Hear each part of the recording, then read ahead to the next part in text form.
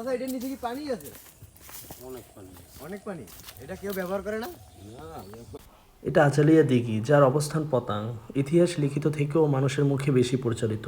শোনা যায় অনেক বছর আগে এই এলাকায় একজন প্রভাবশালী জমিদার ছিল, আর এই জমিদারের প্রিয় মানুষের নামে স্মৃতি হিসাবে করে থাকে। এই আজালিয়া নামটিও নাকি তাহার। কিছু রহস্যময় দিকেও আছে। বর্তমানে স্থানীয় মানুষের মুখে নাকি বেশি প্রচলিত আছে যে রাতের বেলায় দিঘির আশেপাশে অদ্ভুত শব্দ নাকি শোনা যায় এবং কিছু ছায়াও নাকি দেখা যায়। দিঘিটির আয়তন ভালোই, অনেক বড় এবং বিস্তৃত। এই দিঘিটির উপরে আছে মোটা স্তরের ঘাসের আবরণ, যার উপরে গরু বা ঘাস মানুষ সবই দাঁড়িয়ে থাকতে পারে।